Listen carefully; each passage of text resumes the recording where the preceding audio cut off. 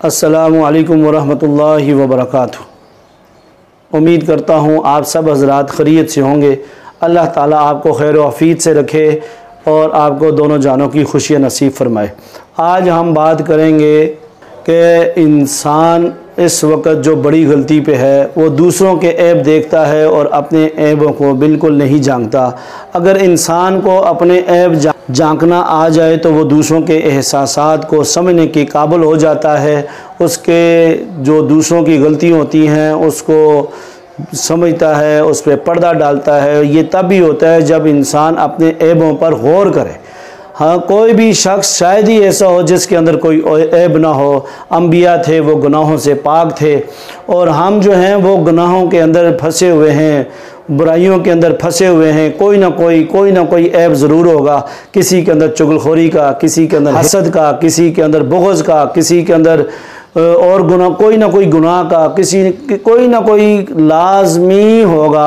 इल्ला माशाअल्लाह कोई चंद लोग अल्लाह वाले महफूज हों, फरिश्ते हों, तो हम नहीं कह सकते। बहरहाल हम खुद गुनाहगार हैं। हमारा अगर हम अपने गिरबान में झांक कर देखें तो हम किसी दूसरे को बुरा ना कहें, और कोई गुनाह करता भी है तो उस पर पर्दा डालें। बहरहाल गुनाहों को देखें और दूसरों को बुरा भला मत कहें। अपने जो है अंदर झांकना सीखें, अपने अंदर झांकने की आदत डालें कि मैं क्या करता हूँ। काम अगर बुरा कर रहा है तो क्या मेरे अंदर कोई अच्छे काम हैं, और कितने एक अच्छे काम हैं। कहीं मैं किसी और इस काम से हट के कोई और काम बुरा तो नहीं कर रहा, और मैं दूसरे की तरफ उंगली उठा रहा हूँ और मुझे अपनी भी खबर है या नहीं है, मैं खुद कैसा। तो ये चीज़ें हमने देखनी है।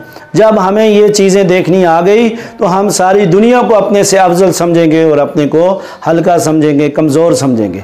हम कमज़ोर हैं, हम खुद अपना जन्नत का फ़ैसला नहीं कर सकते और ना किसी दूसरे को जहन्नम का फ़ैसला दे सकते हैं। इसलिए अपने को जन्नत में और दूसरे को जहन्नम में मत समझें, और अच्छे फ़ैसले करें, अच्छी उम्मीदें रखें और दूसरे के लिए अच्छा सोचें। अगर उसके अंदर कोई आपको नज़र भी आता है तो उसको आप मत कोई ऐसी उंगली उठाएं।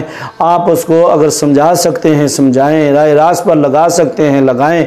आप उसको बुरा भला मत समझें, हकीर नज़रों से मत देखें, या इसके अलावा कोई और ऐसे मामलात हैं जो आप हकारत से देखते हैं तो ये गलत है, और ऐसे मामलात हैं जो आप हकारत से देखते हैं तो ये गलत है।